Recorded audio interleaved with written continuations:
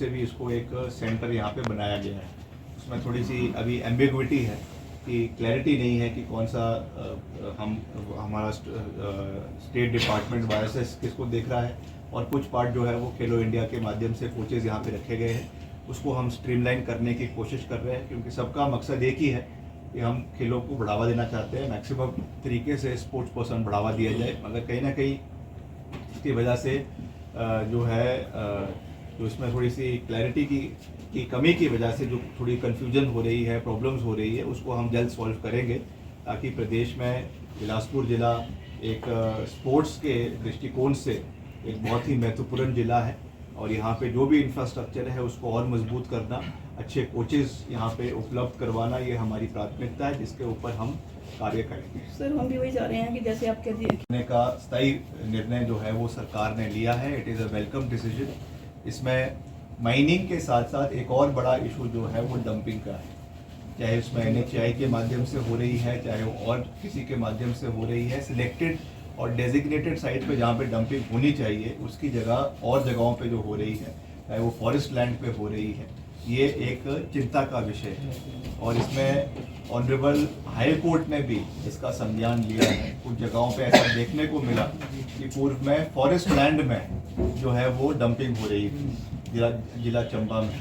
तो ये दुर्भाग्यपूर्ण है, और हम इसमें अब जहाँ तक मेरा डिपार्टमेंट है, मैंने बिल्कुल इसमें साफ निर्देश दिए हैं कि इस तरीके का हम इसमें कोई भी कुताही बर्दाश्त नहीं करेंगे। मगर क्योंकि ये केवल PWD तक ही लिमिटेड नहीं है, ये इशू माइनिंग का भी उतना है, ये इशू इंडस्ट्रीज डिपार्टमेंट का भी है, ये फॉरेस्ट का भी है। तो इट इज़ एक जो है कल्मिनेटिव प्रोसेस है, इसमें सब लोगों का इसमें योगदान चाहिए, और सरकार इसमें बहुत गंभीर है, क्योंकि इसमें जो नुकसान हिमाचल में अभी पूरा आपदा का हुआ है उसका एक बहुत बड़ा factor, I am not saying कि यही एक फैक्टर है, मगर उसको एस्केलेट करने में ये एक फैक्टर रहा है।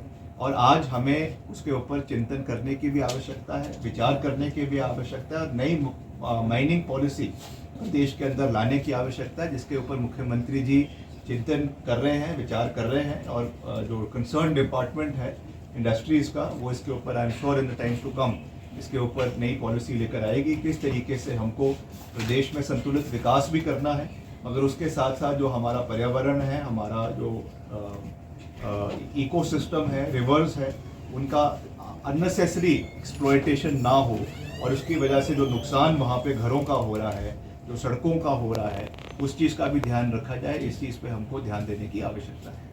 सर, खेल विभाग भी आपके पास ही है। बिलासपुर जो है स्पोर्ट्स का हब माना जाता है। रामलाल ठाकुर जी ने इसके लिए बेहतरीन प्रयास किए और यहाँ पर सारी चीज़ें हुई, लेकिन अब खेलो इंडिया सेंटर यहाँ पे शुरू हो गया है, लेकिन जो स्टाफ है वो वही है पुराना ही।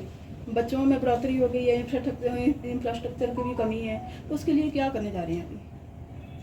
इस पर हम विचार कर रहे हैं कंटिन्यूसली। माननीय रामलाल जी जो एक बड़े खुद भी खिलाड़ी रहे हैं, और इनका बड़ा शौक रहता है टूवर्ड्स डेवलपमेंट ऑफ स्पोर्ट्स। इन्होंने कई बारी मेरे विषय में ये लाया है, तो इसके लिए हम प्रयास, अगर वो फॉलो नहीं हो रहे हैं तो definitely we will take this issue with the concerned authorities and the honourable minister. वो तो उनकी नेशनल पॉलिसी के 60 किलोमीटर के सामने। मेरे को उसके बारे में देखिए इतनी अभी मेरे को नॉलेज नहीं है, तो मैं यहाँ के रिपोर्ट जो है वो डिप्टी कमिश्नर के माध्यम से हम लेंगे, और लगेगा अगर ऐसा है तो डेफिनेटली हमारी सरकार की ओर से इस इशू को केंद्र सरकार से उठाया जाएगा। सर, स्टोन क्रशरों पर भी कार्रवाई की जा रही है, जितने भी खड्डों में लगे हुए हैं। सर, क्या लगता है, क्या प्रारूप तैयार किया है सरकार ने इसके लिए? नहीं, मुख्यमंत्री जी ने इस विषय को बहुत गंभीरता से लिया है, और आपको याद होगा कि मैंने जब कुल्लू मनाली का दौरा हुआ था तो इस विषय को उस समय भी मैंने बहुत प्राथमिकता से उठाया था, और मैं मुख्यमंत्री जी का धन्यवाद करना चाहता हूं कि उन्होंने इस विषय के ऊपर कार्रवाई करी है। और ख़ास रूप से जो ब्यास नदी के ऊपर जितनी भी माइनिंग हो रही है, कैप्टिव माइनिंग को छोड़कर, जो कैप्टिव क्रशर्स है उनको छोड़कर सब उसमें डिले भी हुआ है कुछ टेक्निकल कारणों की वजह से। अब इसका थोड़ा सा पॉइंट है जो जुड़ने के लिए रह गया है। जैसे ही इसका कार्य पूरा हो जाएगा, जैसे वो जुड़ जाएगा, उसके बाद इसकी सारी जो टेस्टिंग है, फिजिबिलिटी चेक्स है, उसके बाद जो है इसको पब्लिक को डेडिकेट कर दिया जाएगा। तो ये भी हमारे डिपार्टमेंट की एक बड़ी अचीवमेंट है।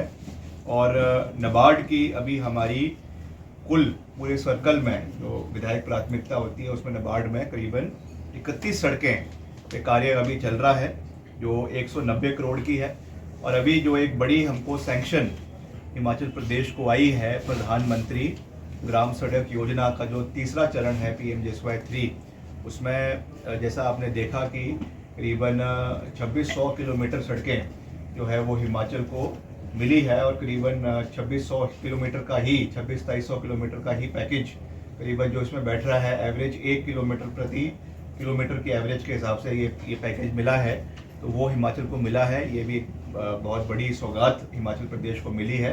इसके लिए मैं केंद्र सरकार का धन्यवाद भी करना चाहता हूँ कि ये सहयोग हमको मिला है। वैसे तो ये एक रूटीन में मिलना था, मगर ऐसे समय में मिला है जब सबसे ज़्यादा ज़रूरत है हिमाचल में इंफ्रास्ट्रक्चर को बिल्ड करने की, सड़कों के नवीनीकरण की, एक्सपेंशन की, उसके लिए ये पैकेज मिला है। इस पे भी हम वॉर फुटिंग के ऊपर हिमाचल प्रदेश के अंदर कार्य करेंगे। इसमें आपके जिला बिलासपुर में जो है वो 19 सड़कें इस प्रधानमंत्री ग्राम सड़क योजना के तीसरे चरण में इसका कार्य अभी जब बरसातों का मौसम ठीक हो जाएगा उसके बाद इसके टेंडर लगने शुरू हो जाएंगे और ये कार्य शुरू हो जाएंगे और ये करीबन 170 करोड़ रुपए के कार्य जो है वो जिला बिलासपुर सर्कल के अंदर करवाए जाएंगे, जिसपे हम पारदर्शिता के साथ कार्य कर रहे हैं। और हमने इसमें कहा है कि हम इसमें बड़े पैकेज बनाकर जो है इसमें क्वालिटी ठेकेदारों को इसमें काम दिया जाएगा ताकि समय के ऊपर कार्य। 7 सड़कें जो हैं वो अभी तक बंद हैं, इनको भी हमने विभाग को इसमें निर्देश दिए हैं कि इनको जल्द से जल्द खुलवाया जाए।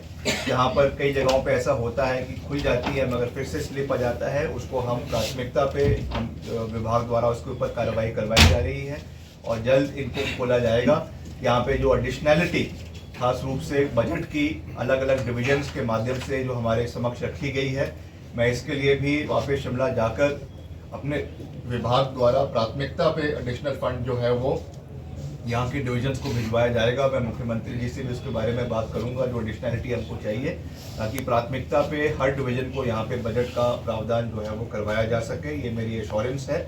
और इसके साथ साथ जो हमारा एक मुद्दा पिछली बारी भी यहाँ पे उठा था और मुझे दुख है इस बात का कि अभी तक वो सॉल्व पूरे तरीके से नहीं हुआ है। यहाँ पे हमारी जो कुछ सड़कें हैं, जब NHAI का काम शुरू हुआ है तो ऐसी कुछ सड़कें हैं जो हमारी चाहे तो PMJSY प्रधानमंत्री ग्राम सड़क योजना के माध्यम से बनी है, कई नाबार्ड के माध्यम से बनी है, कई MDRs है, कई हमारी लिंक रोड्स हैं जो काफ़ी हद तक जो है वो NHAI के माध्यम से जब उनका कार्य चल रहा था उसकी वजह से डैमेज हो गई। मैंने पीछे भी इसको टेकअप किया था, जब मैं पिछले डिप्टी कमिश्नर को से भी निवेदन किया था कि वो भी प्राथमिकता से इसको NHAI ली है। मैं फिर से इस विषय